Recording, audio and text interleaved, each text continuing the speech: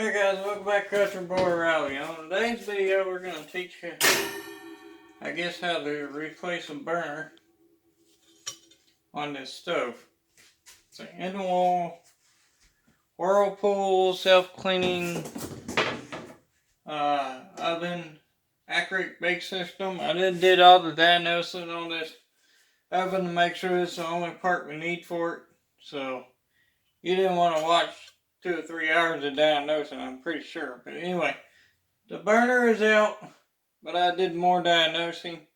Turns out I had a bunch of, I forget what they cost, but it's almost like wasp nest in it. But I had to clean it all out. It was an outside. It looked like it sat outside for a while. Anyway, this is the burner out. You can see there is no plug there. So that's a bad burner. You have to buy these off the line. These are, you have to buy the original ones. Anyway, if anybody wants a part number, I don't know if that'll show up properly. You might have to flip your device or whatever. But that might be your part number if you're wondering. It's an accubake system. accubake system. If I have to spell it out for people. Anyway, this is the burner. Now, this is brand new. If you're wondering, let's see. Those tabs go to the bottom. They sit on the bottom rack. This is an isolator tab, so nothing shorts out. And here's the plug. And these are the 2 screws that go in the back. They're Phillips. You can have this screwdriver. I recommend a short, stubby one. Or if you got one old, long screwdriver, it's okay. It's, everybody can do it on their own. I'm going to take your racks out. And throw stuff across the floor. And bend up rungs.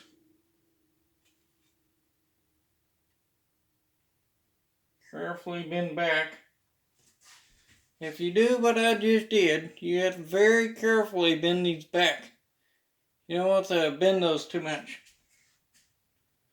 Very, very carefully. Because this is an $80 burner. $80 to $90, so very carefully. And you can't get these backwards because there's 2 hot leads. That's a 110. That's a 110. That makes 220. And it grounds off of here. That's your grounding post. So, I'll let you know. What you do is you just take them and plug them right back in.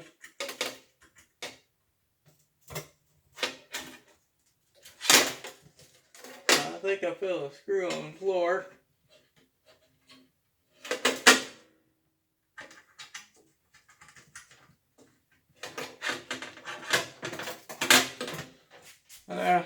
No, that one's screwed.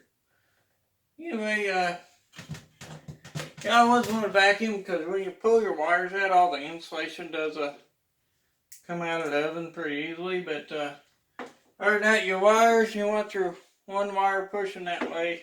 I might get you off in there to show you. But I don't know if you can see that properly, but your wires got to go that way and that way. I hope that didn't fall. They're held on by water and suction.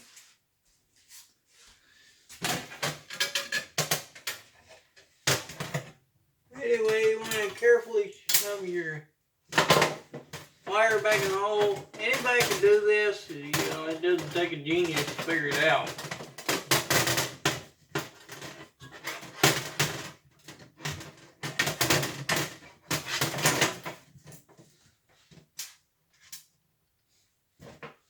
I got a short, stubby screwdriver.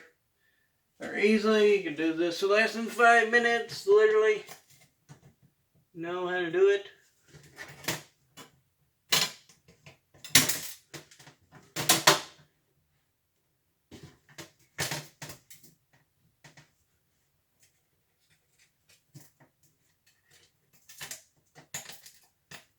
Problem is, I can't find the hole right.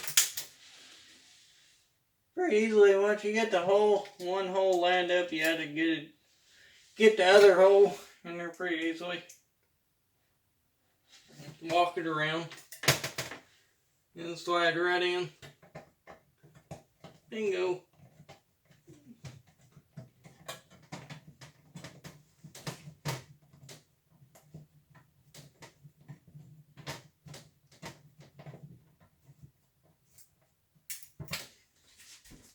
You may like a longer screwdriver. I like a short stubby one because you can actually grab on the screw a lot better, put more pressure. Therefore, you got a longer rod. And you want to always have the breaker off on this when you're playing with it. Forgot to mention that too. Anyway, you don't want to strip these out, you just want them snug. I go back and check them.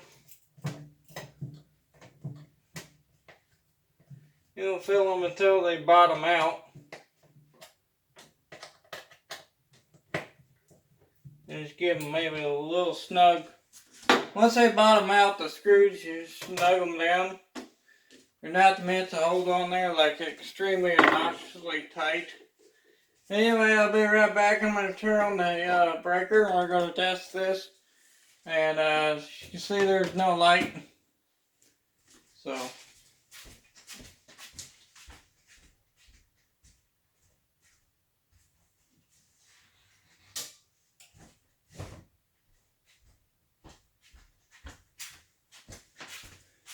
And the reason you want to turn off the breaker is because there's always going to be one wire that's always hot. Because it's just the way these panels run.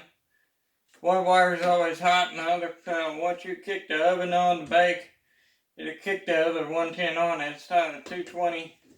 And that's the way they set it up and that's the way they're going to run it. Anyway, you can always test this by pushing in that lock. We're going to go over here to bake. You want to hold that lock in.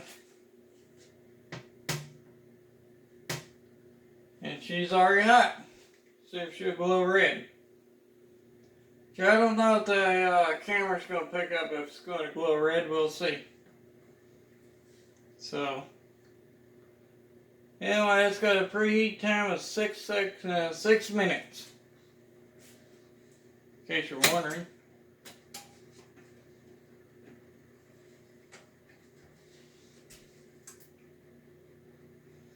Yeah, pretty much this is an accurate bake system. So what happens is the top burner heats up along with the bottom burner.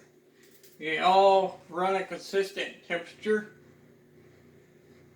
So they can all alternate the flow. Where on your regular oven, like your push-in, pull-out type oven, this is the end wall. Your regular push-in and out oven is always bottom burner lights up. They just call this an accurate bake system.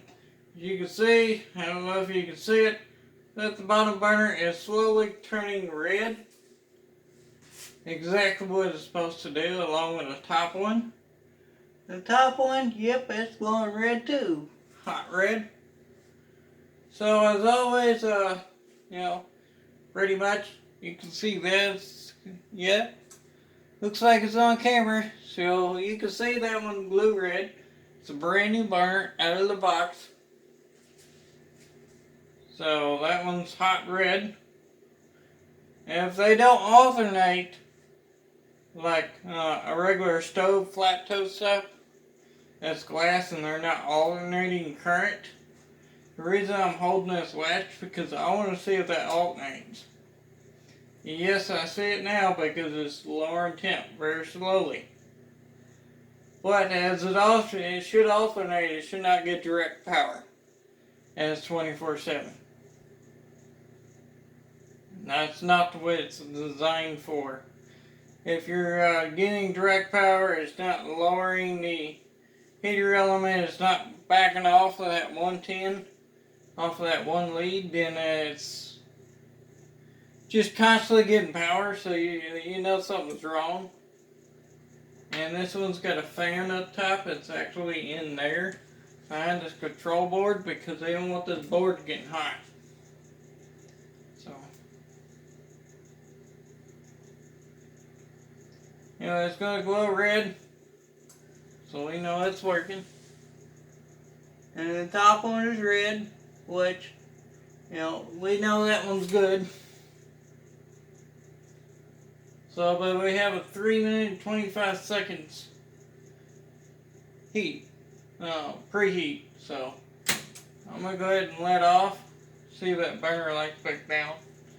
And it's always good to go ahead and run them hot like that to burn off any factory oils they put on it. Okay, so your stuff doesn't, your food or so that you put in it doesn't have all that oil that's fluent, basically floating in the air like this. This is another reason why I have this open, because I want all the oils to dissipate. You want to let it heat up and then pretty much kill your oven. And pretty much that should lower back down. But it's always 110 heat, leads always hot over here. That's the one that leads up to this control panel, because this control panel is not meant for 220. It's meant to open up 110 and cut off 110. But it's weird, you can see the manual inside of it, but you got the exact same oven, wondering how you repair it. And if you're a repairman, I'm assuming you understand. So, other than that, I guess it's good. But you always want to burn off that oil. It's on that burner. You put it in your racks.